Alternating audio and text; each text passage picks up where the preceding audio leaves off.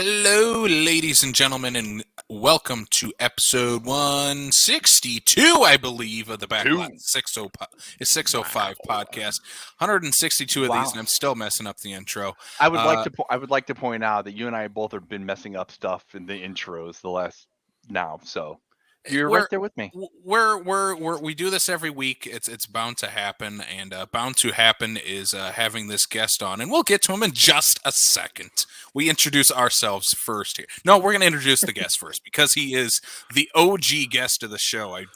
You might be our first guest actually we've ever had. I don't know. We'd have to go back and look. We've done so many of these. I don't even remember. Very early guest. Yeah, I think you guys had some guests before me. I think maybe even Charlie Eccles was a guest before I was. Just going to say your mortal enemy / new best friend Charlie Eccles was in fact on before you. Dakota. Yeah, Dakota. Right. Dakota was too, and Chris. Never mind, Andy. You're like so basically I'm not nothing. Even top. You're maybe top 5 if you're lucky. I'm like I was an afterthought. You were. Yeah, you were never an afterthought, Andy. You are the first thought on this show today. He is our guest, Andy Heller from the Fat Dude Digs Flicks and Criterion Break, and Let's Talk About podcast. Andy, welcome back. Hey guys, how's it going? Hi, how are you? It's going great. It is fantastic. Joined with Andy on this podcast is the Backlot 605 boys, including myself, Casey, Brian, and Sam. And this crazy looking dude right here. And Winslow. Winslow.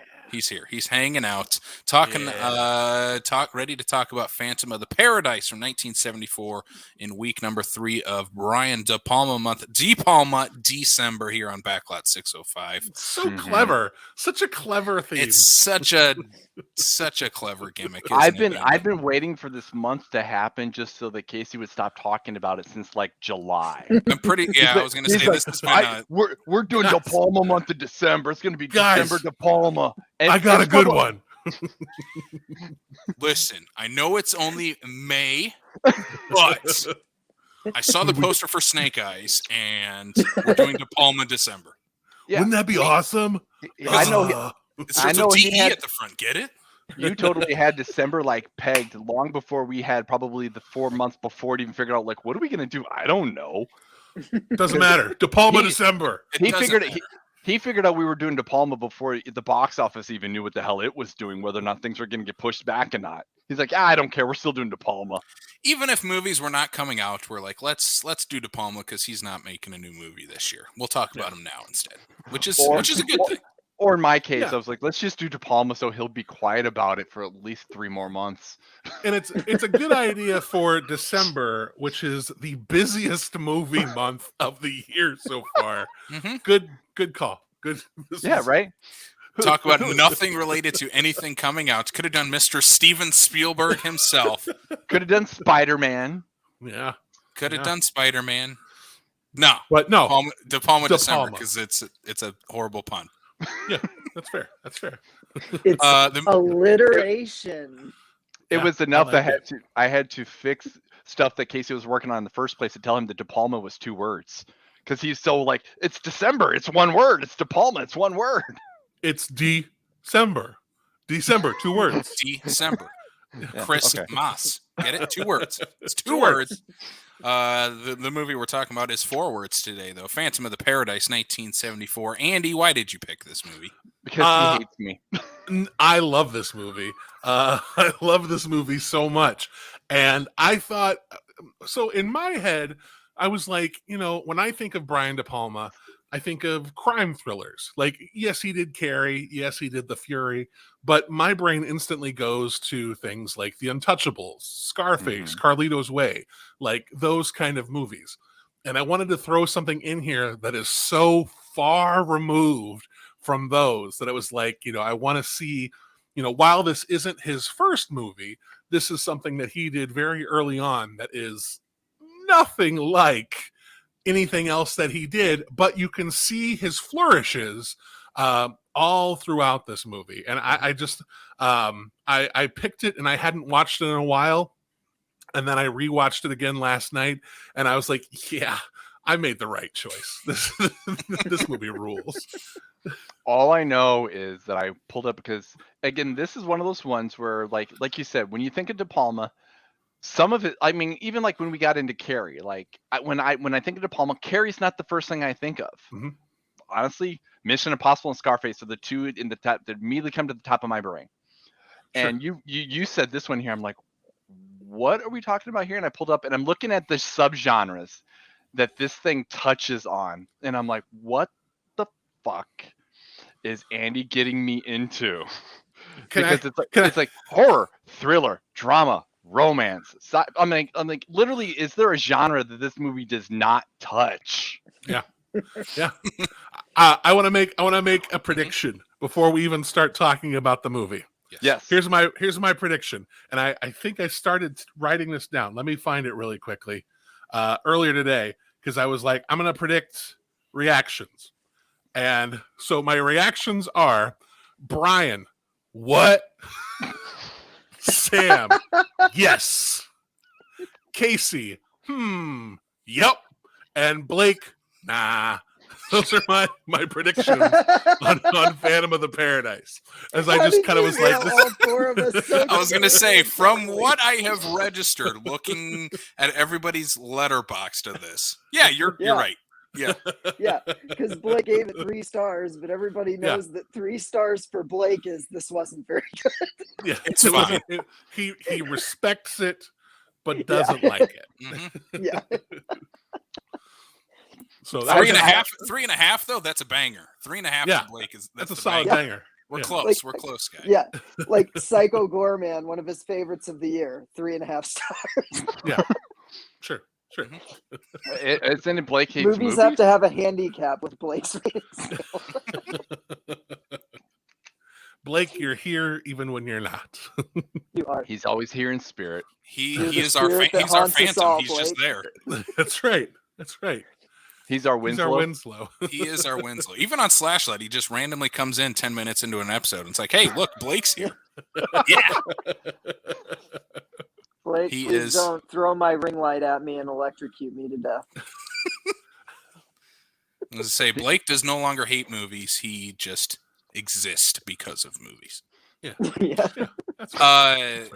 Andy, as soon as you said this Phantom of the Paradise was your pick, I was very excited because this has been on my watch list for a very long time. Because how did this end up on their watch list? Two of the biggest genres this movie encapsulates is musicals and horror, and you don't often get the two intertwined.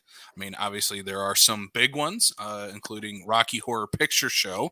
That's why I'm so excited for our double feature question at the end of this one. I'm going to throw a loophole, Sam. You cannot pick Rocky Horror Picture Show. I'm not. Okay. That's what I'm excited about. Rocky Horror wasn't even my first choice. I have had time warp going through my head ever since I watched this movie, because I think Rocky Horror would be a good double feature, but it's not my double feature. I'm very I think there's some weird connection between Rocky Horror and this. There's a character called Beef in this one. Meatloaf plays a character, Eddie, in Rocky Horror. There's some meat going on in both of these movies, so I don't know what that connection. There's a lot of meat going on. There's so much meat going on. It's beefy. Let's talk about the meat of this movie, Phantom of the Paradise. Andy, I'm going to throw it to you because if I'm not mistaken, Brian and Sam, this is also a first-time watch for both of you. Yeah. Brand new. Yeah. I'd never even heard of this movie. When you were like Phantom of the Paradise, I was like, is that like, are we going to be able to find that? What is that? Right. And thank you, Andy, for the screen pass. It's not streaming anywhere. And so I went to rent it, and then I was like, I had that moment where I was like, do I buy it? You know, am I going to want to rent this? And then be like, oh God, I want to watch this again. I don't want to have to rent it again. And so I just hit the buy. Great choice. Yeah! Great choice.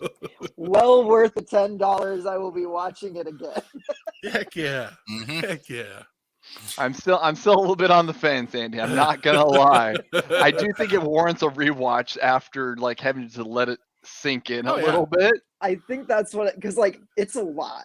It is a lot to take in. It is a lot. This movie is a lot to take in. Yeah, it is. By the end of it, I'm is. like, I'm not even sure exactly what's happening. I need to watch this again. Mhm. But it's the same Yeah. time too. You look at this movie and you look at, between this and like Carrie and whatnot, and you think of some of the movies that DePalma goes on to make on after this and whatnot. You think you're like, at one point, does the studio that's got Scarface goes, that guy wants to try to make Scarface? Mm-hmm. See, at what point do we go, yeah, that sounds like a great idea? that's Yeah. one of the Say reasons hello to my little beef. that's one of the reasons I wanted to talk about De Palma, because he has one of the most eclectic filmographies of any director. Again, you look Yes. at a Spielberg. There's a Spielberg movie. It's a type of movie. De Palma has a style, but then you look at the movies that are inside of De Palma's filmography. It's like, yeah, the guy who made Phantom of the Paradise went on to make Carrie, made Scarface, made Body Double, made Yeah. Mission Impossible. It's like, yeah, what a weird filmography. And this is very early in his career. This is right after Sisters, which is kind of his like breakout movie, or Mhm. one that gains him some notoriety as a director. Oh, this and is totally the breakout right here. Oh, I mean, no, it's not. How did this I not don't win think it was at Oscars? the time, but It got nominated. It got nominated for an Oscar. Best original song? best Yeah, original song? best original score and song. Like they were combined nice. as one Ah, award. Oh, back then. okay. So Did was it it was it list the whole which score song that or was just the nominated, score? or was it one song? It was the whole thing. I think at Oh, that nice. time they did the music awards differently, and Paul Williams was nominated for best score and original song and composition. It was a weird category back then. Okay. I looked it up and I was Cool. I was pleasantly surprised that there was an Oscar nomination for this movie. So Well, it says that was me in too. 74, 75, there just must not have been a lot of options. Oh, well deserved. Hold on now. I Listen, no, there will be no besmirching of the Phantom of the Paradise's name here. this soundtrack is great. It is now Yeah. in my music library. I immediately added it as the credits were rolling, and the thing that was like the most exciting to me going into this, I started researching it before I went into it, because I'm like, I know nothing about this movie. Mhm. I want to go in with at least some semblance of what I should be looking for. Yeah. And I saw Paul Williams was not only the person behind the music, but he was also starring in it. And I was like, I feel like I'm going to love this. Like, it's Yeah. Paul Williams, like, dude's a legend. Yeah. We just talked about him up at Christmas Carol on the live show. Like, that soundtrack That's right. raised me. Mhm. Like, that was my childhood, so I was Yeah. so excited. And then it was really funny to see the guy who wrote all the songs behind the Muppet Christmas Carol play a really sleazy douchebag. Playing Swan. Yeah. What a name! What a name! What a name. I want to jump into to the plot of this movie. Okay. For those who do not know, it is Brian DePalma's combination of both the Faust story of Faust selling his soul to the devil, and Phantom of the Opera, hence the title, Phantom of the Paradise. Weird stretch there. The And- movie, With a little bit of And a Dorian little Gray. bit of the picture of that's what I yep. Yeah. Sorry, Andy. What? I didn't hear either of you because you both Oh. came across at the same time. Oh, What was the reference, Sam? the picture of Dorian Gray. So, yeah, Oh, a little bit of that with the, the videotapes and all that. We'll get into it when we get into the ending, but yeah. The film stars William Finley as Winslow, who is the self-titled Phantom of the movie. He is this composer who is trying to make his big break, and he is sort of performing in between sets, I guess, or after the show of the greatly titled Juicy Fruits band. I'm not sure what his connection to them is at the beginning of this. It's very weird. He just kind of is there playing piano after their performance, and he then his music is discovered by Swan Paul Williams, who is this, as Sam was saying, a sleazy record producer slash musician in his own right, who is putting together this rock opera at the Paradise, which is going to be this giant musical palace that he's putting up. So he eventually makes a deal with Winslow, much like Faust. That he'll make a deal with the devil type of story, while Winslow also has become disfigured like the Phantom of the Opera. Along the way, we also get a couple of other key characters, including Beef, who is the character who basically gets to take over for what would be Winslow / the love interest Phoenix, played by the great Jessica Harper in this movie, who is the standout and should have been in more movies during the time. What were you doing, Hollywood? And leads to this kind of big, epic rock opera, horror, musical, drama, romance awesomeness that is Phantom of the Paradise. Now, question for Andy, quick. Sure. Because I did a little bit of research, but I wasn't sure, and you might know this. Was this actually, oh my God, why did I just blank on the actress's name again? Was this actually her singing? First movie? Jessica Harper. Okay. Yeah. Was it actually her singing voice?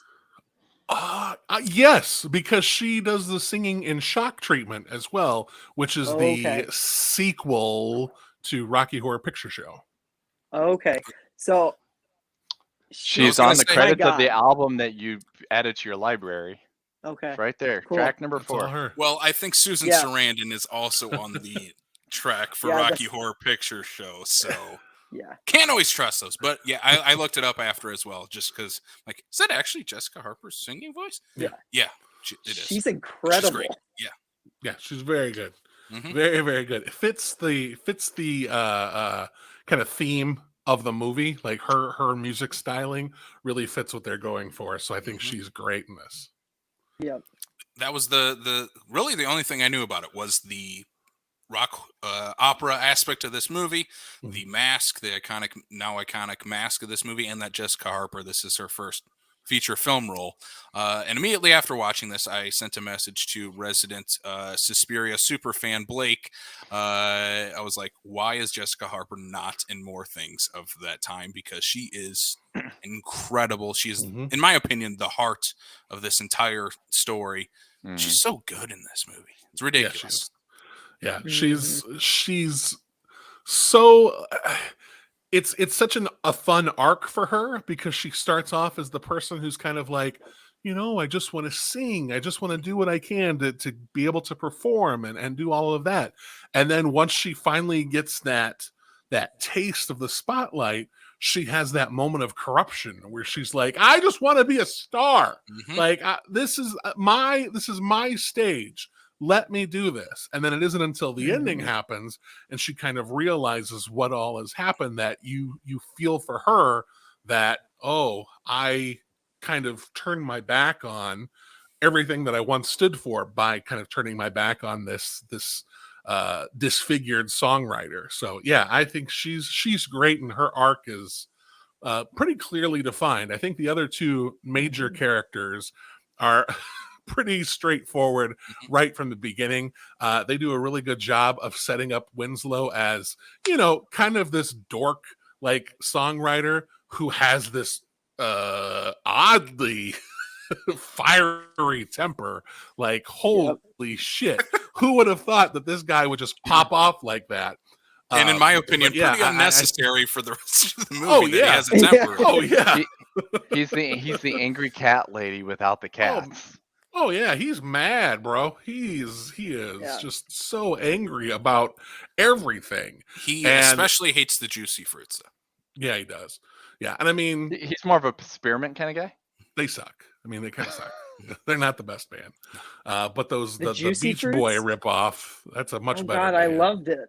I was just going to ask, what are the three names the Juicy Fruits go by in this movie? They have the Juicy Fruits.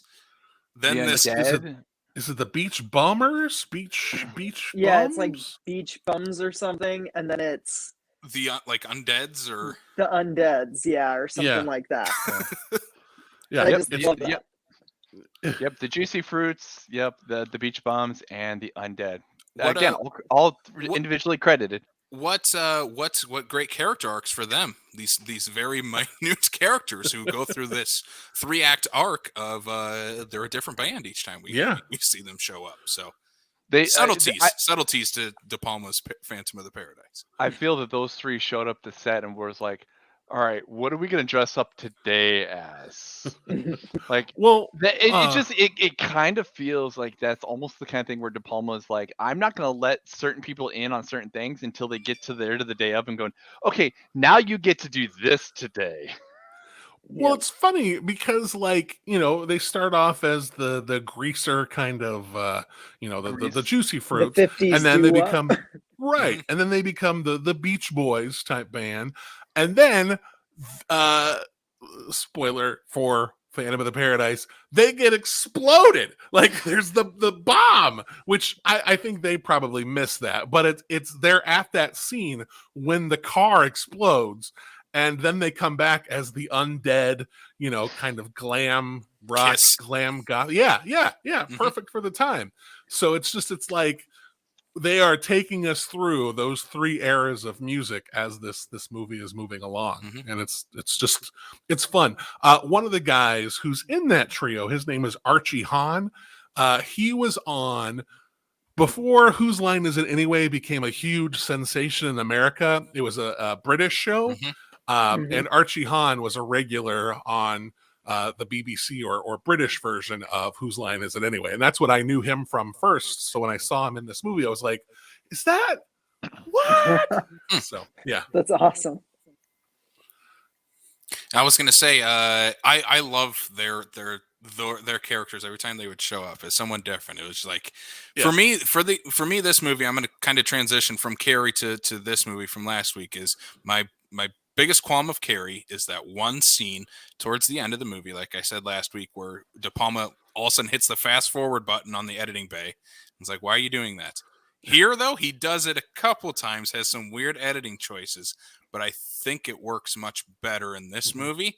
I think a ton of the comedic elements in this movie really work and stand out and add to this just weird environment he's creating in this movie, because I mean, to casual movie audiences, this is not a movie for you. This is not going to play well at all. That is a reason that this is a cult movie, and that is why this movie stands out in the lexicon of De Palma movies. It's probably his biggest like cult hit in his filmography, and I think the reason that stands out is because of all the tonal elements that De Palma is kind of juggling in this movie that make it stand out. Especially like at the beginning, we talked about it. Winslow, who just randomly freaks out on this guy because he said the Juicy Fruits are going to sing his song. It's like, just calm down, settle. The Juicy Fruits aren't that bad. They're not. But they're not. They're not him, and he is going to sing his concerto. He wants to be the full-fledged artist. He wants to be singer-songwriter here, and you're taking this beautiful thing that he's created, and you're giving it to them, like this band that's like doesn't even know who they are clearly, since they keep changing their style throughout the film. But like it's this kind of place where the artist comes from, where it's like, no, I want to do my art the way that I want it done. I don't want to give it off to anybody else. This is my beautiful piece of music. Which honestly, that song that he sang, kind of the worst song in the movie. Like, gotta be honest with you. But like, and then they change it to have the other people sing it. Kind of a banger after that. Yeah. Winslow's music style is kind of boring, but everybody else really spices it up and adds that flavor to it. But he wants, he sees himself as the, this is his ticket, his break, and he wants that chance to run with it, and they're not having it. Yeah, I do love that in his arc of, that's where he starts in the story of, I'm going to be the big time musician because I write better music than anyone else out there. I'm a better musician, period, than these Juicy Fruits guys who have girls, swooning over them in the audience.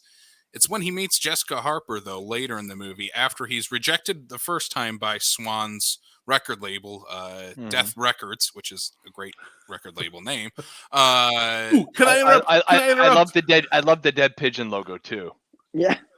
Go, Andy. So, I just learned this last night because I was on such a high from watching this movie. I was like, I want to watch more stuff about this movie. It was not supposed to be Death Records. It was supposed to be Swan Song Enterprises. The reason it got changed was because Led Zeppelin threatened to sue 20th Century Fox because they just established Swan Song Studios.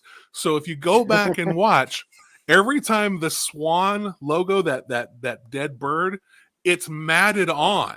Like, because they had to cover up the original Swan Song logo. I had no idea. And I was wondering what, there are a few instances in the movie I did notice that right out of the gate, like when on the marquee and all these different things, like you can clearly tell that it was edited that way. And the first thing I thought was, okay, as somebody who doesn't know that story, as somebody who's never seen this movie before, the first thing I just assumed is, it's 1974. Things are a little bit different than, they're not going to, get this a local theater or something like that to change their marquee. They're like, we can just fix that in post or something like that. Right. That is funny though, because some of the matting in those scenes is clearly obvious. Yeah. There are some moments that are really bad. Like there's a press conference at the airport when they're unveiling Beef, and you can watch the logo like move. Around. But there are also moments too where you can still see the Swan Song logo. You just have to look for it. So, but yeah, I learned that last night, and I was like, just these little things that add to the lore of this movie. Where were we at? I don't know. I'm sorry.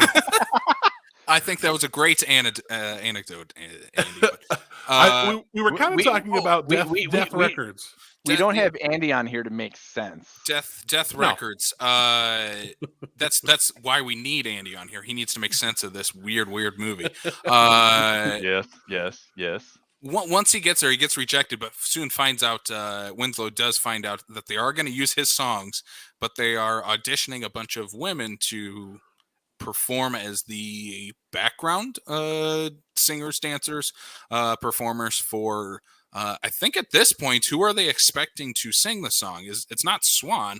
They're just waiting to find their lead person after they cast? It kind of I would presume like it's the Juicy Fruits are singing it, right? The Juicy Fruits, but they're the Beach Bums now. Oh yeah, because then does the Beach Bum sequence happen, and then he's in the studio and he imagines the other singers singing it. Yeah, because then it's after, or it's before Beef comes into the picture that Winslow signs the contract. Thus, the Juicy Fruits will not be singing. Okay, yes, you are right, Sam. You were paying attention to this weird movie. Good job, Sam. For me, the first half of this movie doesn't work as much as the rest of the movie does, and I think it's as soon as we get to like Swan's mansion, where they're holding like these auditions, that's where this movie kicks into like the next level for me of like, all right, this is clicking, everything's working really well in this, and I think it's the relationship that like Jessica Harper Phoenix brings into the movie. She is kind of this girl who's just, I'm just here to sing and that's it. And when other things are introduced, a pretty damn relevant commentary for 1974 about the music industry, movie industry, which any entertainment industry, if you want to bring that up. Again, a great commentary I think DePalma's introducing here very early in his filmography. It's just subtle enough. He doesn't like beat you over the head like some movies do. It's just subtle enough that these girls have to sleep or do certain acts with the producers, including they have to work for their position. They have to do bad stuff to bad people. There's a heavy line of misogyny through this movie that's very like at times kind of difficult to watch, actually, like especially the scene. It's cut so brilliantly with Jessica Harper going into the audition and immediately getting jumped in and the door closed and she runs, like Yeah. the way that's cut, it's so interesting because they don't really show anything, but the impact of it says all it needs to. Yeah. Yeah. It's one of those things where it's like it's kind of where we're talking. Like, I don't know how much film Twitter you guys do, but there's been a lot of talk recently about like depiction doesn't equal endorsement, and I think this is one of those movies that definitely falls into that category where like a lot of it is very uncomfortable, but I think it's coming at it from the like it's hard. He's coming at it place. Yeah. And I think that's because of the introduction literally minutes before that of Jessica Harper's character. We understand who she is right away. She's probably the small town girl who's come to the big city to make her dreams come true. Yep. And is there to be a singer. When they ask her to do other stuff to get the job and maybe sing, it's like, yeah, no, I'm not doing this because that's not why I'm here. That's not what I'm. That's not how I'm going to get a job. And I think that's such a great introduction for her character and leads to such an interesting arc for her, in the third act of this movie, when she does finally hit it big, of where her character goes after that. Yeah. And that scene right after it really kind of accentuates, what happens before it when you have all of the women in the bed. This is when Winslow is, trying to infiltrate the studio. And they're all, they're convincing, the other girls, the new girls, of what they have to do. Oh, don't worry about it. He likes to watch us when we do this. And it's just really setting this up. And it's set up in such a way where it's like, you have some people who are doing it to further their career. And then you have the new people who are really uncomfortable with it. And they're trying to quickly weigh the pros and cons. It's like, if I refuse, I'm going to get sent packing. So I feel like I have to do this to go along with it. And then after that, once Swan enters the scene, you get the F slur that gets dropped once Winslow, it reveals that Winslow is there, which, man, like I feel it's tough now, like, to hear that word used in a movie. I think because we've kind of gotten away from having that show up in movies. So when you do hear it, it's kind of like, it is a gut punch. And I think at the time when this was made, it certainly didn't feel like that. It was just kind of a throwaway insult. But man, it's like, ooh, Swan's not a good guy. It's the same way I feel about like Teen Wolf, where I love the movie, I'm loving the movie, and then that scene comes on and I'm just uncomfortable for the entire time. And that word just hit and I was like, and it's one of those things that automatically takes me out of a movie just for a little duration, and then I can usually slip back because, like you said, you don't hear it anymore, thank God. But back then it was, I mean, back in the 70s, like calling someone an idiot, in the 80s. Back in the 70s and 80s, it was nothing to be saying something like that, to the point where, like, I'm watching it and he throws it out. I'm like, okay, and mentally I'm moving on because you're absolutely correct. It's not something that's ever used. But at that point, I look at the movie at the time it was made and whatnot. I'm like, yep, that's probably something they would have said, even if it was, at that time. So also, he's a bad dude. So to add to his bad dude of him saying a word like that, that makes sense for him being a terrible person. Also during the scene, not like in Teen Wolf where it's a character you're supposed to like. Or Bill and Ted, where it's one of the main characters of the movie, and it's like, you don't really say that. But I was saying, like, during the scene, it also, Andy, you brought up a good point of, during the conversation these girls have, they mentioned that, Swan is always watching, he has cameras everywhere, which is kind of a very needed plot thread of the entire movie. Like, the movie doesn't exist without that one line of So I'm sorry, but remember that, because that's important. So with that Swan song story, I have a point. So with the Swan Song logo. Originally, they actually cut out a bunch of the sequences with the Swan Song logo. So they would start with things already in progress. But what Brian DePalma was trying to do is he would have the scene start off with the Swan Song logo and then move into the scene, because it was trying to further that point of Swan is always watching. So every scene kind of kicked off with the Swan Song logo. And then when they had to cut that, you still get a bunch of scenes where there's the Death Records logo, but it doesn't quite feel like, there's the eye in the sky and Swan is always watching. You get to see the cameras and stuff throughout, but I think if they would have kept all of that Swan Song stuff, you really would have gotten that feel like hammered in a little bit harder. But yeah, it was just another little. Sorry, I'm tangent guy tonight. No, but you bring up a very interesting thought that I just had, though, is it's 2021. There's all these directors and producers that are going back to older movies in regards to restorations and fixings, and in the instance of doing stupid shit like George Lucas and Spielberg and trying to fix what they did wrong.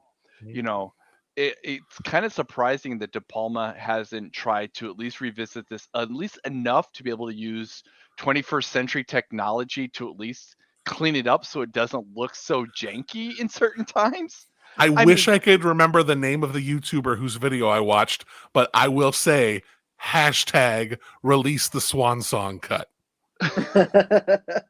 Because this would be one of those instances where if someone said we are going to go back to do this would be the part where I'd be like, I'd be okay with. Yeah. This is something that they had a difficulty with in 1973, I assume, when they filmed this, if it came out in 74, to the point where, like, we're not going to remove the guns, like we did for E.T. kind of thing. We're going over here to make it look better because we realize it doesn't look that great. Yeah. So I would be okay with the Swan Song cut. Yes, okay. Yeah. I could get behind that. I'm on board. Let's do this. I was also going to say that's a pretty recent thing that I think has been on the internet, correct? The Swan Song cut, because I've seen it and I didn't know it was a reference to this until now. You just saying it, I was like, "What is this about?" Yeah, I really do. I wish I could remember his name, because I was just going through YouTube to see what video essays I could find, and his popped up, and it was like, what? A Swan Song cut? What are they talking about? And then I watched it. I'm like, yeah, release the Swan Song cut. Let's make it happen. So make it happen, Mr. DePalma. Yeah. I think it kind of adds to the gritty 70s charm of this movie, though, too, that he doesn't just leaves the movie. It's like, I made a weird rock opera in the 70s. Let it be. Right. I like that too. Where's my 4K restoration? Ooh, I want it though. I want a 4K restoration. I want to jump into Winslow when we finally get him as the Phantom type character of this movie, because his look is incredible. It's iconic. Like that's the first thing I ever saw from this movie, and I was like, what is this from? I would like to point out the fact that there's 30 seconds worth of a scene to basically give you explanation of why he's got silver teeth. It's never brought up ever again. It's just that I'm not a volunteer. I'm not a volunteer, and magically I've got silver teeth in the next scene. Yeah. It does more setting up for his silver teeth than Jared Leto's Joker. Ooh, Jared Leto.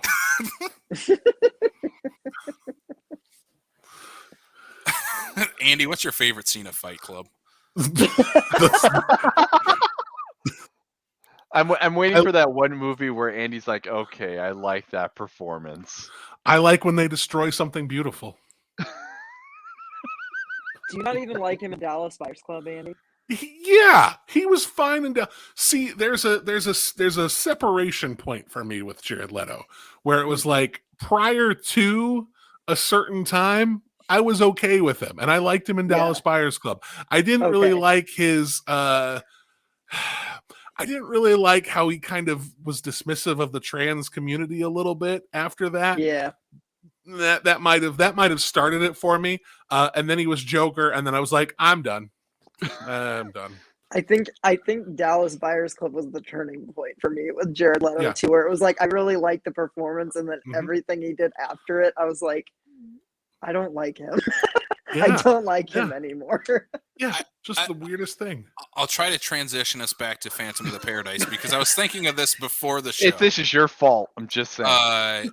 I'm bringing it back. This is all going to make sense here. The reason why we brought up Mr. Leto, I was trying to think if they ever were to, for some reason, remake Phantom of the Paradise, who's playing Winslow? Not You guys Jared just gave Leto. me my answer. Not I want Jared Jared Leto. Leto. No. Tom No. Someone who already knows how to wear silver teeth in a movie, could cover up his punchable face, and can sing. And he just quit. He's leaving. Yeah, he left the show. And he's like, I'm out. You have answered my question for me, Andy. Thank you. Let's be honest. If they remake this movie, it'll be Tom Holland or Timothy Chalamet. That's Can what it'll either be. sing? No, but it Timothy? doesn't matter. Oh no, wait, never mind. They'll just put Ansel Elgort in it, and it'll have no charisma whatsoever. Listen, the actual answer is Yeah, Taron I Egerton said it. because he can actually He's a sing. human breadstick. Who's a human breadstick? Ansel What? Elgort. Okay, yeah, that's fair. Yeah. That might be my favorite There's insult not I've even heard any today. seasoning on him. He's just a fucking breadstick. You don't even Ansel have to Elgort is white just people have- chicken. You just have to eat it dry. So then who's Elgort playing is a dry Swan? breadstick. And he's the only reason that I'm like, God, do I really want to go out and see West Side Story? Derek says yes. Who's playing Swan? You know, I don't. If you had Leto A playing ghoulishly Winslow, resurrected CGI David Bowie. Let's be honest. If we're talking logically, it was what Hollywood's doing right now. They would just make a CGI David Bowie, and he would be Swan. I Not even think kidding. I have a fun pick that would be fun to see him act as a villain in a movie. Elton John. oh, Yes. Yeah. Yes. And then Billie Eilish can play Phoenix for all I care. There you go. Anyway, back to Phantom of the There you go. Paradise. I I want to love see how Phantom of the awkward. Paradise. No, I'm picturing Sam's Paradise, this movie that I just pitched, I guess. Yeah. I'm picturing Elton John trying to get into that whole bed of women and whatnot, and be like, how awkward is that going to be for Elton John? It can be a bed of men. I don't care. Like, it still fits the character. You're not Nicolas Cage And is your Winslow. I was just going to say, do you know what Nicolas Cage's favorite DePalma movie is? Is it this Phantom one? of the Paradise. Hell yeah. Why Random wouldn't it IMDb be? trivia for the night. Yeah, I was thinking that too, but I don't know if Nick Cage can sing. That's He true. doesn't need to, True. I guess. He's No. going to have a voice box the entire time. Winslow looks incredible. I think the look of the character is like, yeah, that's such a great iconic look if you're going to go with this Phantom of the Opera type character where you got to have this really kind of dark, mysterious, yet very cool hip 70s version of the Phantom of the Opera. Yeah, that's Who do you get? what he gets what he has in this movie is perfect. Yeah. It's such Another a cool. Oh, go ahead. Oh, sorry. I was just going to say, like, who would you guys get to direct if you were going to remake We're this? moving on. We're not. We have to do this. I'm sorry. Just Just make to make DePalma. Just make DePalma do it again. Just to continue No. Sam's paradise of this movie, Mike Flanagan moving on. Christopher Landon is what I was thinking. Ugh. Yeah, Christopher Landon. I will take the opportunity to talk about Winslow's costume to unleash my answer for this. So it's such an awesome costume, like, and that mask is just a thing of beauty. And the thing is, if you look at it, like, one of the eyes you can see his eye, but then the other half is shaded to kind of mask his deformity. And it's such a cool little thing. There was a touring display of, like, Guillermo del Toro's, like, horror memorabilia and the things that he has in his house, and it was in Minnesota a few years ago. And, like, he has the mask as part of his collection, and he has a real fondness for this movie that maybe just maybe your guy to bring this back to life would be Guillermo del Toro. So, Oh, you know, Well, yes. then the guy. Then if Guillermo del Toro, so we'll just put Bradley Cooper underneath it there, because then you can just like lay him up in the process. Actually, Bradley Cooper can sing. I'm very in. very cool with Bradley Cooper I'm playing in with Winslow. that. Oh my God, we've cast this for him already. Elton Sorry. John, Billie Eilish, Bradley Cooper, and then Del Toro directing it. Oh my God. Or Danny if you DeVito go is with Beef, Lady baby. Gaga. You go with Lady Gaga and you reunite them after A Star is Born. Oh my God, someone give me a check. Lady Listen. Gaga as Beef. Yes.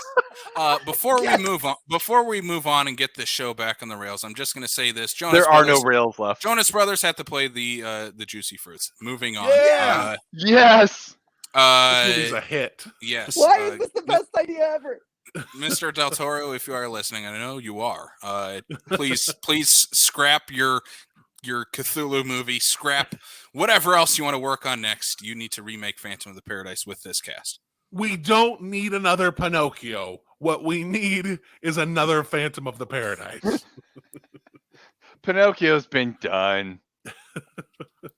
There's like 3 of them just this year, right? I want to see his Pinocchio. So scratch that. Leave that. You can cancel Robert Zemeckis' Pinocchio and just give Del Toro another movie. This movie. So when we get to Beef's introduction, I want to talk about Beef's introduction because it is incredible. It's such a Beef is.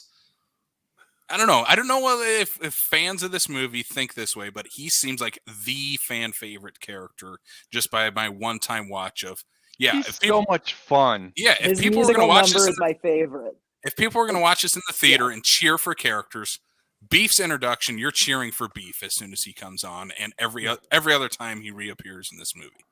Well, and I think too, maybe it's just because I've seen Rocky Horror Picture Show so many times that it's very much in line with Meatloaf's sequence in there. You know, he kind of comes on for it's a little over a scene for Beef, but they're in the movie for a very short amount of time and they leave this lasting impact and kind of get to be this ball of energy when they appear in the movie. And I just think it's like, he's great. Like, I think there's a lot of, maybe not the best kind of stereotyping of the character that he's doing. He's putting on some affectations and stuff that makes it a little, past this time. But I think for what the movie is doing, I just think he's great. Like, he's very committed to it. And that it's the guy who plays one of the used car salesmen in Used Cars.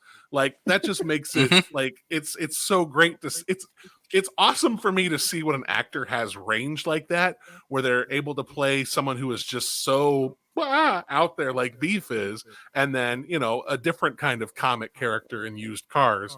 But yeah, Beef is just a joy. Like just watching him in this movie and his death sequence.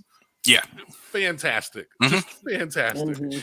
Andy, I'm glad you brought up the other beefy boy Meatloaf because they have such a dichotomy of, you look at these two characters, and I'm gonna say this. I am sorry, Sam.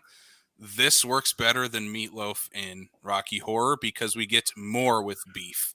I think I would agree with that. I don't agree with your earlier statement before we rolled that this is better than Rocky We're going to get Horror. there. Well, that's at the end of this episode. I think we get enough. We get more time with Beef. He gets kind of 3-4 really big scenes in this movie, where Meatloaf in Rocky Horror, he gets one and then he's done. And for me, it's like kind of deflates the movie in energy for me in Rocky Horror, and it has to pick itself back up towards the second half of that movie. But this movie here, I think he's such a great introduction. He's a great kind of like counterbalance to both Winslow and Phoenix he's this brash, in your face, young, hip 1970s in your face musician, the exact opposite of both Winslow and Phoenix. But before he even shows up, I think there's also another great scene of Jessica Harper, who finally gets to actually sing in front of Swan and Winslow, and that's such a great number. And again, I don't get how people of this time, producers of this time, do not watch that scene and like, that's a movie star right there. Yeah.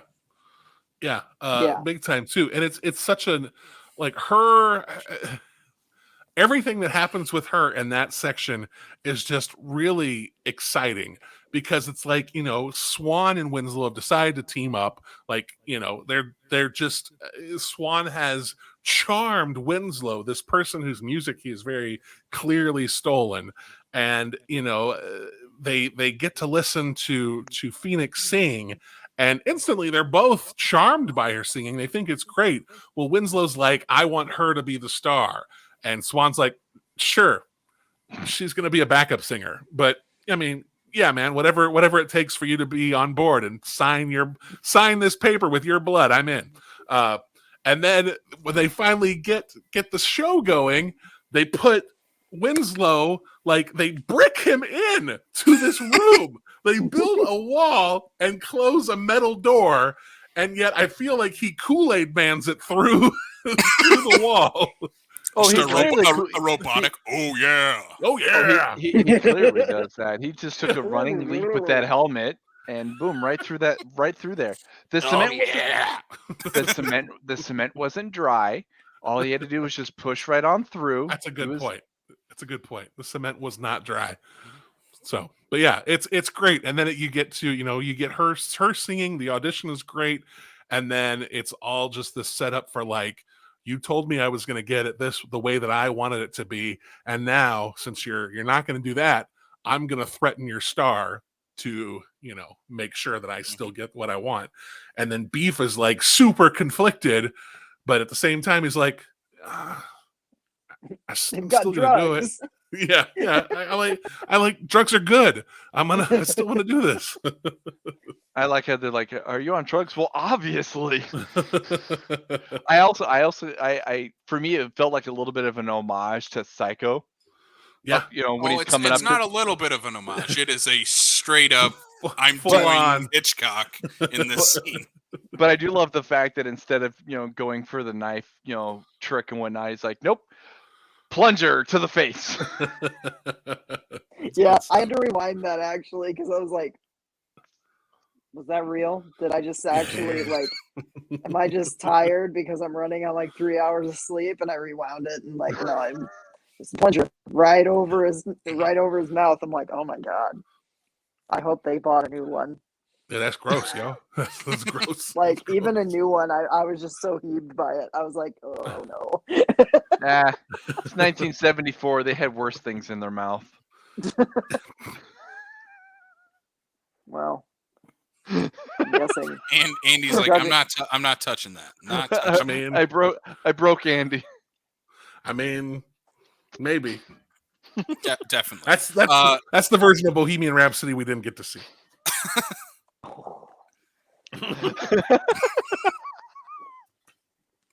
Sam's reaction.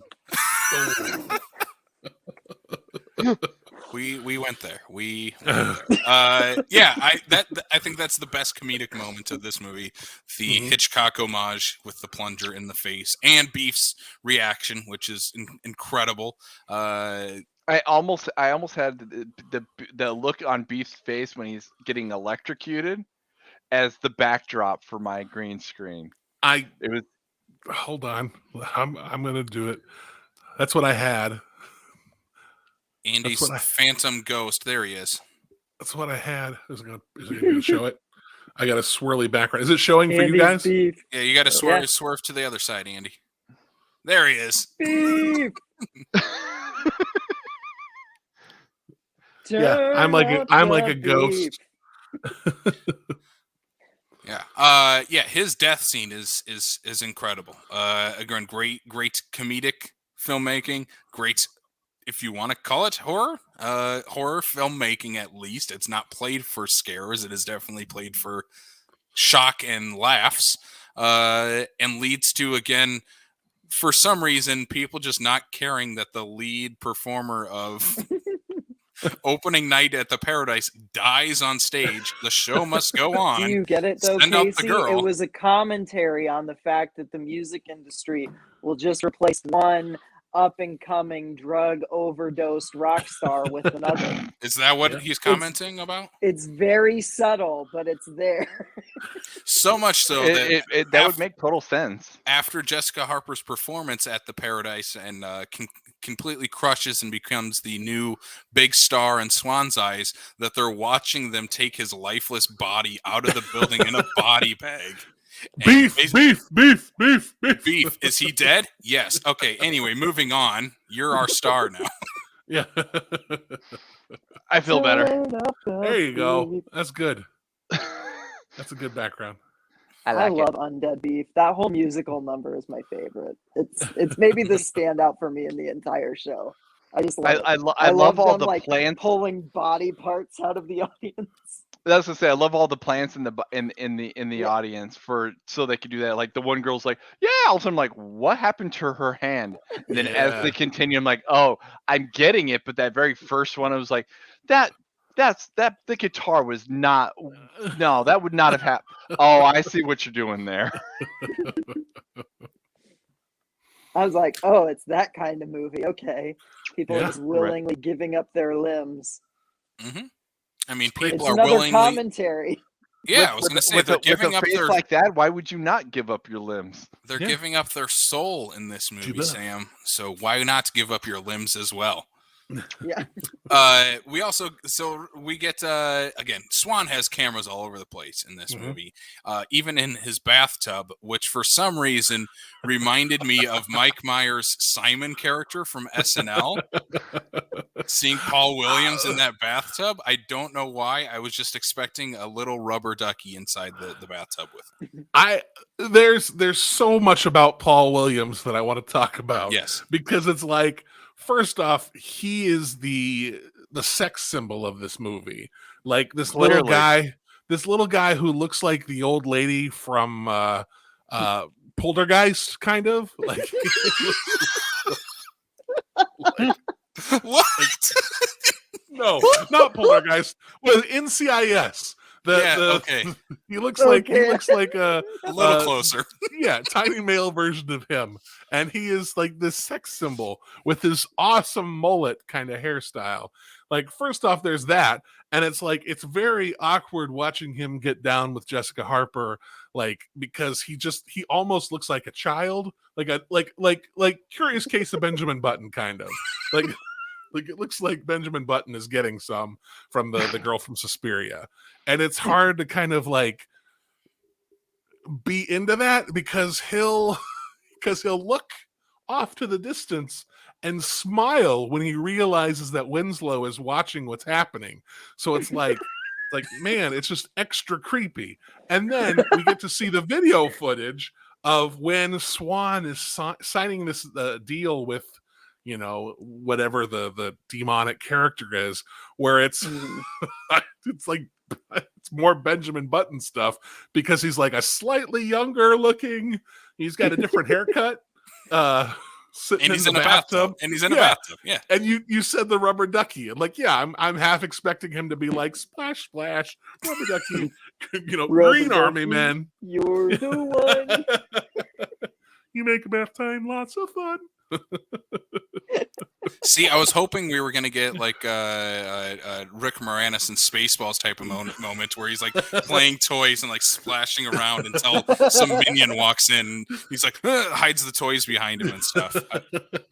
It would have worked. I think it would have been. I didn't see you playing with your submarines again. He could have had a little swan with him, and maybe that's how he got the name Swan, because he loved to play with his swan. Rubber swan in the bathtub. He had a swan birthmark on his right shoulder. He could have had a swan bathtub like Billy Madison did as well. There's so many things DePalma should have thrown into this movie, and he didn't. He could have eaten sunblock and then hallucinated that he saw a swan. Mm-hmm. Release the Swan Song cut. This movie is already as messed up as it is, and you're trying to throw him further off of the rails. I'm throwing it as off the rails as this podcast is going. That's right. You should let me direct the remake. let's get to the final act, the final moment Okay. of this, the final number of this movie. This movie ends in just crazy bonkers fashion of so much things going on in like Mhm. 5 minutes of screen time. It's hard to comprehend a lot of it, but again, we Yeah. kind of get the culmination of all our storylines in this movie, the sort of tragedy of the Phantom slash Winslow. We get the final arc of Phoenix and the demise of Mr. Swan. Mm-hmm. Mm-hmm. Mm-hmm. Yeah, so I feel about the ending the same way I do about the beginning, and I like the beginning of this movie though, but I feel like it is crushing everything into this small package. It's like they don't realize that maybe the movie could afford to be like an hour and 45 minutes instead of an hour and a half, because just with a little bit more room, you could clarify things a little bit. I think it still works because this movie is just moving fast. The whole movie is super fast paced. Like I don't feel like there's any fat on this movie. It just moves so quickly. And I think it's part of the humor of it too, is making everything move so fast, and kind of the shocking nature of it is making it move so fast. So I think the movie in its ending is at its most terrifying because it's just so chaotic. And I think it's I think it's a lot of fun. I think the ending of this movie, while it is a mess, like messy, I think it works really well, and I think it's still fun. And I love that color of blood in these movies. Like, give me that bright red, like ketchup blood. Like that's what I want. And I think watching it like ooze out of Winslow, once he gets stabbed by one of the background dancers because they're high, like sure, let it happen. Why not? Why not? I love the third act because to me it was like a goofy ass Inglorious Bastards. Yeah. But just staged by one man. We're gonna burn the place down and we're gonna get the guy in charge. And it's just like, yeah, I'm in. I'm like 100% in. And then of course, you have the monster movie ending. It's still a Phantom of the Opera type of tragic. I don't know if you want to call this movie tragic, but it's a tragedy, Sam. It's a tragedy. It is. It's a tragedy. Even if Winslow has anger management issues. Yeah. A little. It's almost too fun for me to take the ending 100% seriously. You know what I mean? Yeah. Where like Yeah. Jessica Did you Harper watch does the a good first job 120 minutes? selling the emotion, but it's not exactly The Fly. You know what I mean? Right. It's not exactly an American Werewolf in London. It's not as devastating as those are. It tonally Because fits the movie itself is just tonally so so light. Yeah.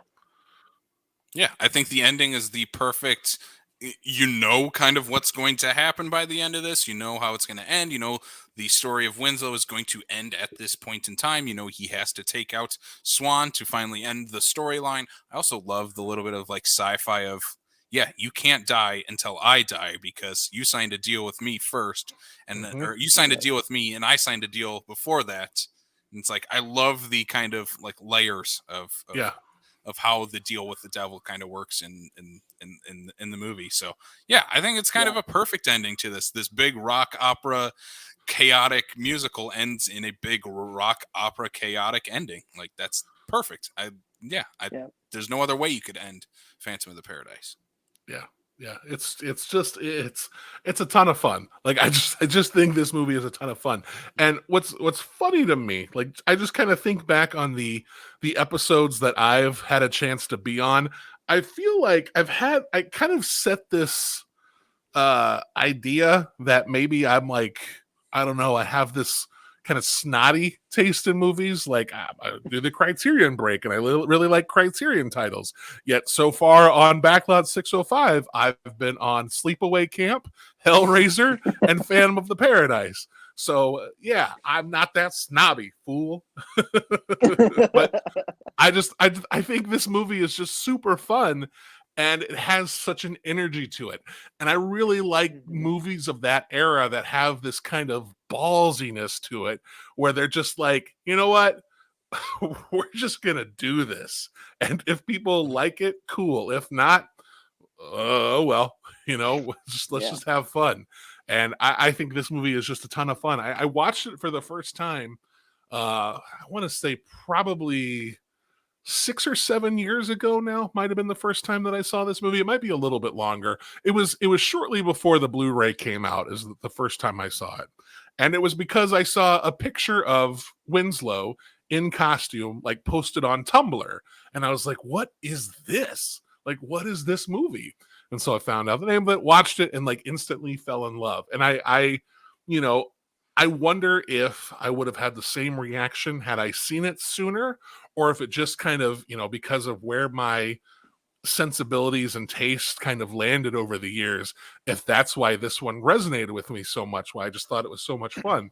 And now, ever since then, I've just super enjoyed it. I think it's just a blast that really throws back to a bizarre era and combines, Phantom of the Opera, which is one of my favorite stories, not the musical. I don't love the musical, but I love the story of Phantom of the Opera, and combines that with like a punk glam rock sensibility that I'm just like, this movie's a knockout. Like, what a good time. So yeah. Andy, I don't know if I can have Andy recommend movies to me anymore.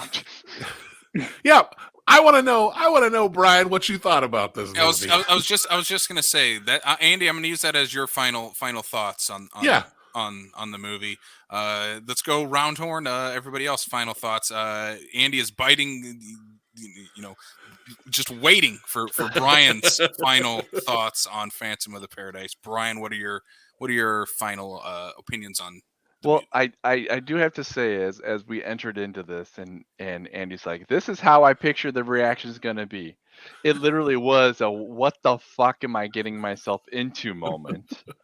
And in terms of like talking about double features, my letterbox is probably showing my hand a little bit, because I needed to have not necessarily a palate cleanser, but I needed something to be able to give myself some context.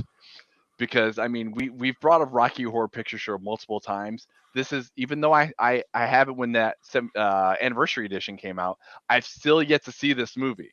Mm-hmm. So I was like, all right, I'm gonna go to the one that I know that I thoroughly enjoy. So this is one of those ones where like, when first watching this movie, I'm like, I don't know how to react to this. I do like the fact that it's a good, just like you said, Andy, it's a good solid. It's just paced out. It just keeps on going and whatnot. You never really, they don't really like let off the gas pedal. They use every little bit of time that they have. But I did get to the end and I was like, what the hell did I just watch? But it was enough for me to go, at some point in my life, I'm probably gonna have to watch that again. As opposed to getting one of those movies where it's like, nope, never again. This is one of those ones where it's like, I feel like I need to rewatch it just so I can re-experience it to better continue to understand it. I think the best way to watch this movie again would be with a late night showing at the State Theater in Sioux Falls, South Dakota. Yes. I was just gonna say, so well. as I go into my final thoughts, that was my immediate first thought after watching this is, yeah, next time I watch this, I want to watch this 10 o'clock at the State Theater in a riotous crowd that is just getting into this movie and cheering every time Beef shows up on screen. And that is the way to watch this movie.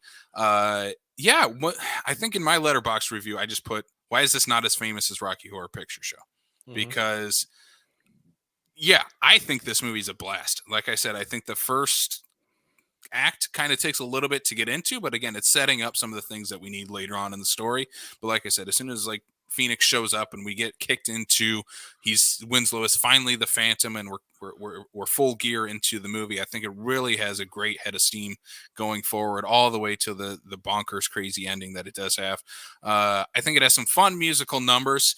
Again, I need to re-listen to the soundtrack again so I can get some of those. But like the main theme of the movie, like dun, dun, dun, dun, dun, dun, like that has been stuck in my head since I watched it.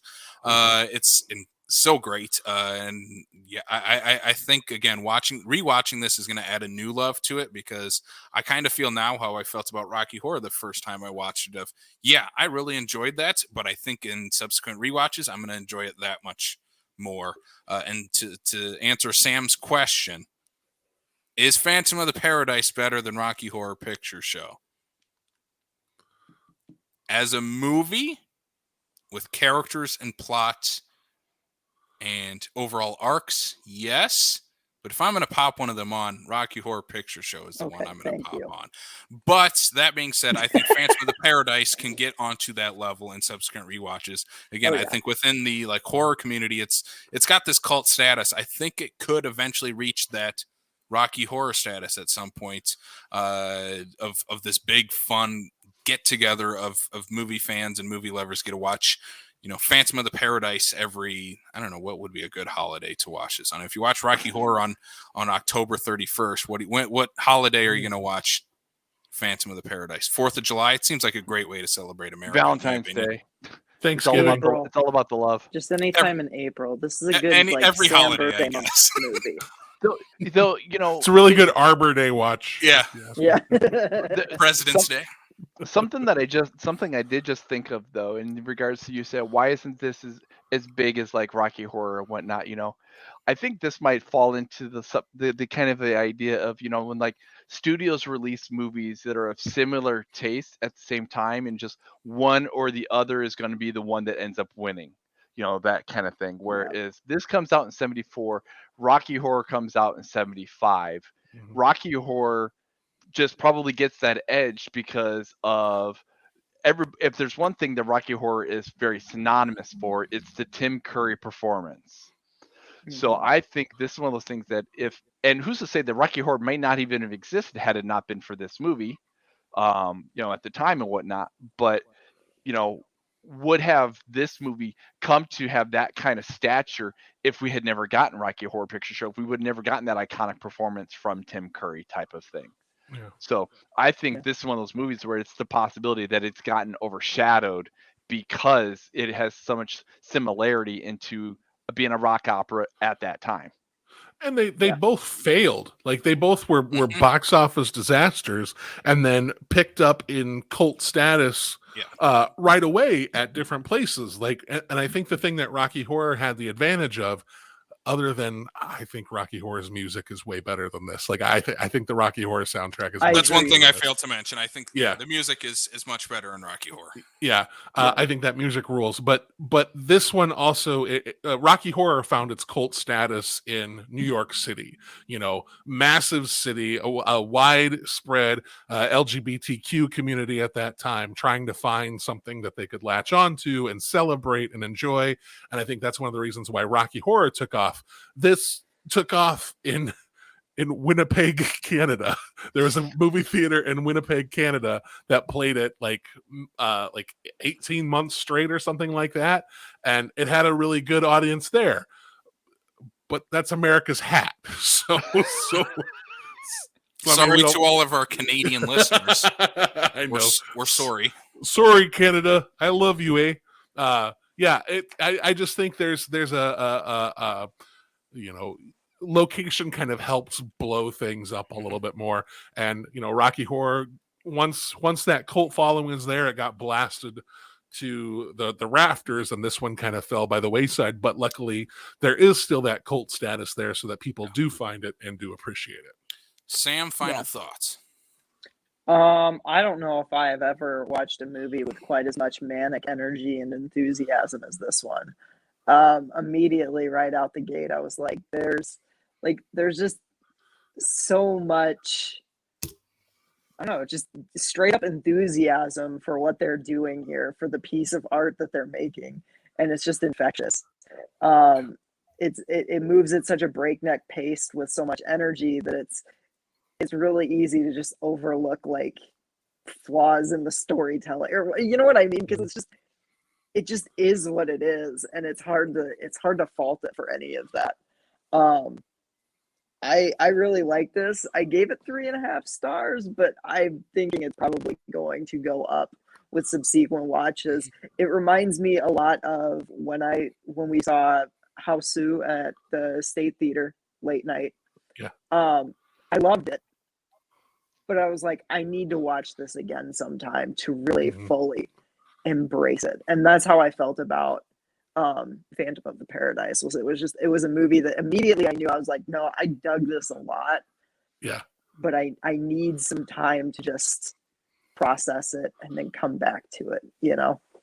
Yeah. So yeah, I loved it. I'm so glad that you picked this movie, Andy, because it was like, it's one that I probably would have never gone. Like I said, I'd never even heard of this before it showed up on our schedule. And I was like, okay, all right. So I'm riding the high of this one. It was fun. All right, so last question that we always end off on. If you are going to pair Phantom of the Paradise with another movie for your ultimate Phantom of the Paradise and blank double feature, what movie are you going to pick? I'm going to throw it to Sam first for yours that you said before the show was not going to be Rocky Horror. Much to my surprise, what are you going to throw at us? And it better not be my pick. I am going to throw at you guys. I have another one too, but this is my first one. This was my initial knee-jerk reaction after finishing it. I would follow it up with another high-energy musical starring Meatloaf from 2014 called Stage Fright. Has anybody here seen this one yet? Nope. Have you seen? I have not. No, my God. but one of Okay. my, I was just going to say, one of my options for my double feature is a different Stage Fright that I think would pair well with Phantom of the Paradise. So I love, okay, so that's awesome. That's awesome. Because my 2014 Stage Fright is like, it's a horror, it's a slasher musical, and it revolves around a group of kids at a theater camp. And this girl who works as like a cook and isn't auditioning because her mom was like a famous star who died at the camp years ago. Like she starts all of a sudden getting terrorized, and like these campers start turning up dead by this hair metal singing kabuki mask wearing slasher villain. And so you've got the jaunty like high school musical type show tunes, and then all of a sudden this guy in a kabuki mask with a guitar wailing that he's going to kill people, and the deaths are bloody and they're brutal and they're fun. And like, it's one of those movies that I watched the first time and I was like, oh my God, this is like, I'm not a musical person. This is my type of musical. And it would pair so well with Phantom of the Paradise. So that's my double feature, Stage Fright 2014. Highly recommend it to anybody listening to this. It's fantastic. Nice. Meatloaf is great in it as the camp director. Nice. Who would like to go next? Brian, you go. I'm gonna go. Oh my goodness. Like I said earlier, I was going to assume that my my letterbox had basically tipped my hand because as much as it's not a great movie. This is a great movie. Phantom of the Paradise is a great movie. It is a great movie. No, what I'm pairing it with. Oh, okay. But I've always enjoyed it for a number of different reasons and whatnot, but was Repo the Genetic Opera. Because I love the fact that it, to take the idea of like the story of the futuristic Repo Man, thing and put it to this kind of a musical rock, all this stuff going on and whatnot. I've always enjoyed, and when you got one of the guys behind making the Saw movies and whatnot, like I've made Saw, so I can make whatever I want. And this is what you come up with, But also number one, Sarah Brightman has an absolutely amusing, beautiful voice, and I love being able to hear her sing. But also, this would be the second movie this year that I've watched where I've had a repeat watch of watching Paris Hilton do, like here we get to watch her face fall off, and it's just enjoyable to watch Paris Hilton's face fall off. So, Repo the Genetic Opera. Yeah, that's been on my watch list for a while. I need to finally watch that because it's one of those ones. It's not great, but it won't touch anything like compared to even like even if I have to rewatch this movie and whatnot. But to not have seen Rocky Horror, it wouldn't hold up to that and whatnot. But it's fun. stupid fun. Horror musical with Bill Moseley. Yeah, I'm in. I'll go next. I'll save Andy for last. Ooh. I said before the show started we're gonna talk about Turn Up the Beef, which Sam brought up when we talked about the great character Beef. So I'm gonna go with another biting satire of the music world with pop star Never Stop, Never Stopping Nice. with Great Phantom of the movie. Paradise. Nice. Enough said. I've Yeah. had Turn Up the Beef stuck in my head all day since this movie. It's like the first song that popped in my head when Beef came on. Yeah. Also, if we are going to remake this, let's take out everyone we mentioned as Winslow and put Andy Samberg as Winslow Yeah. in the Guillermo del Toro directed remake of Phantom of the Paradise. Andy, what is your double feature? Well, I had two, just in case anybody took my first one, but I'll just go with that one. My first pick is, if you know me, it's very clear what another one of my favorite rock musicals is, and that would be, I would pair this with Hedwig and the Angry Inch. I've not and that seen this yet. I want to. Hedwig and the Angry Inch is perfect. It's a perfect movie. Didn't they Okay. do a late night at the state with this one? Brian would not They attend my double feature. Brian's Also, a fan of the Paradise and Hedwig. I don't remember if it was a late night, but it has played at the state. It was a late Yep. night. It was a late night. Yep. Sam just Holy- quit the show because he's like, I have not watched this movie. I was going to say it's I'm gonna go watch it now. another great recommendation brought up upon this podcast from Corey Jacobson is Hedwig and the Angry Inch of, hey, Corey, we need to talk about a movie on the show. He's like, have you guys watched Hedwig and the Angry Inch? No. Okay, we're doing that, I guess. Awesome. Yeah. That movie rules. I love it, and I think it's another story of the artist who finds that their product has been stolen and used for something that they to bring fame to somebody else. So I think that's an interesting story. The other one was that I went with was actually very, very different. It's Birdman, the Michael Keaton film. That'd be a good one. Like, not only is it the bird imagery, but also it's a story of an artist who really is trying to figure out. And I think there's is there a shooting on stage in that movie or something like that? It's just it's a light falls and kills someone, I think. Yeah, it's just this crazy happenstance that happens in the world of entertainment. And I think there's a lot of the struggle of the artist is something that I think is a fun theme in this, that I think there's a lot of other movies that you could kind of go with that. But I would probably pair Hedwig with this, just because if you're going to do have a nice rockin' evening, you get those two movies to kind of get you going. So that's my pick. Nice. Well, since no one said my other one, I'll say mine too. It's going to be Phantom of the Mall, Eric's Revenge. Another adaptation of the Phantom of the Opera story, starring Pauly Shore in a much larger role than you'd expect from him in a slasher movie. There you have it. Seriously, ladies and I need to gentlemen. see it. Arrow Video just put out a Blu-ray, and I'm probably going to buy it because it's an incredible movie, and I love it. I will leave off on be on the lookout for mall horror coming to this podcast or /that at some point, because it's just bound to happen. Let's wrap this thing up.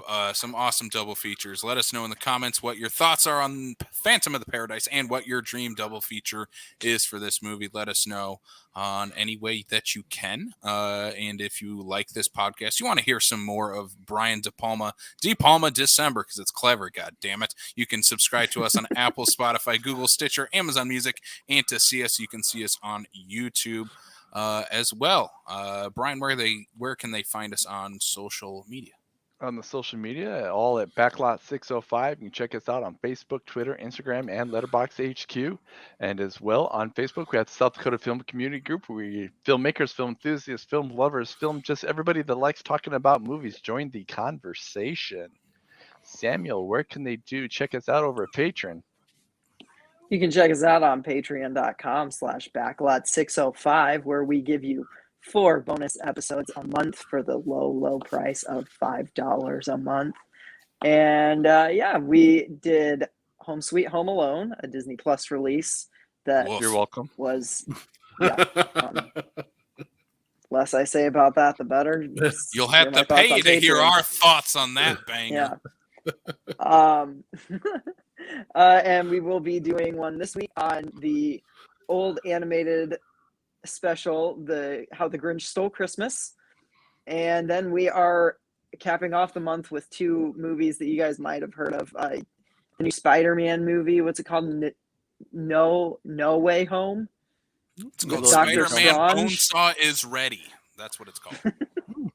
And then The Matrix Resurrections, a sequel, a 4th sequel or a 3rd sequel to a movie that I don't care for, and that's a massive hot take, and I don't care. Yes, he's wrong, Andy. Oh, So yeah. you're gonna want to be on Patreon to hear my thoughts on The Matrix Resurrections, because I'm sure that's gonna be interesting.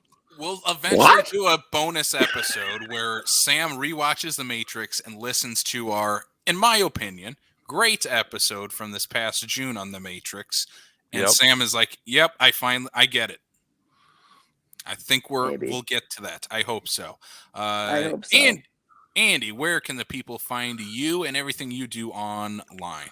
Well, you can find, first off, I want to comment on the well-oiled machine that is the Backlot 605 plug portion of the show. Like, watching you guys go from one to the next, it was like, man, you guys are in sync on this. It was great. It was fun to No watch. JT needed. We are that in sync, Andy. So good. Casey's our JC's Jose. That's you gotta have a leader. Yeah, you can find me at Fat Dude Digs Flicks. All you have to do is do a search on Facebook, Instagram, Twitter, and Letterboxd. Do a search for Fat Dude Digs Flicks. You will find me there.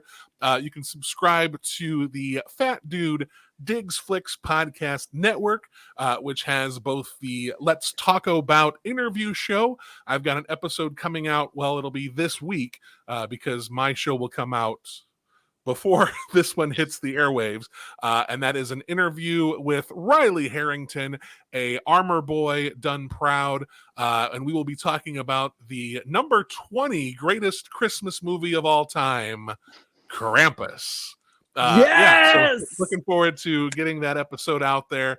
And then you can also subscribe to that, and you will get the Criterion Break, which features myself, Blake Ginnathan, and Derek Vierink of Backlot 605, Blake of Slashlot 605, and the 3 of us get together and we talk about the Criterion Collection and our love for it. So please subscribe to those podcasts and give us some feedback. Let us know what you want to see, and if you want to talk about a movie with me. Yes, do so. Andy is he's one of the best out there at what he does. He is I'm just gonna kiss Andy's ass until this show ends, I guess. Never mind, he sucks. Don't listen to it. Don't subscribe. Don't do anything. Just kidding. Andy is the best. Go listen to it. Criterion Break is my skim through because I'm like, I have no idea what you guys are talking about sometimes, especially if it's a movie I've not seen as well. But talk about that's a great interview show, and also Andy is just, for some reason, on especially Criterion Break, we didn't get enough of it on this. I will say that. So next time, Andy, please, we need a little bit more of our horny critic on this. Jessica Harper is hot. Okay, there we go. Like she goes from this to Suspiria, and then she's in Shock Treatment. Like, I don't know if you know anything about Shock Treatment, but Shock Treatment is like I said, the sequel, quote unquote, to Rocky Horror Picture Show, where Brad and Janet are having marital problems, and like Janet gets super horny and like doesn't know that she wants to be in the marriage anymore, and then she wants to become a celebrity, which is kind of parallel to this. So Shock Treatment might be a good double feature with Phantom of the Paradise. But anyway, there's a song in Shock Treatment called Little Black Dress, and she gets to wear a little black dress. Jessica Harper. Yeah. Horny critic. Laying it down. There it is. If you want any more of that, please check out the Criterion Break on the Fat Dude Digs Flicks network. You're going to get plenty of that, and not only from Andy, but from Blakenstein. Ginnathan and Derek Vierink as well. Do we have anything else we got to throw out there, boys, before we wrap this thing up? Don't think so. Nope, I'm pretty sure that's the bow on the end of the present. That is it. Thank you all for listening. Again, next week we have The Fury coming up for Brian DePalma December with Tom Devine from a comic book look. So we are continuing 70s for. We're stuck in the 70s, I guess, with DePalma here for 3 weeks in a row. So that's The Fury next week. So add that to your watch list if you have not seen it or if you need to rewatch it as well. But for Andy Heller, thank you so much for joining us. We'll have you back Thanks, on Andy. very soon. Thanks, guys. So for Sam Lance, Brian Mensing, I'm Casey Cudlin. We will check you all out next time on the backlot of South Dakota. Bye.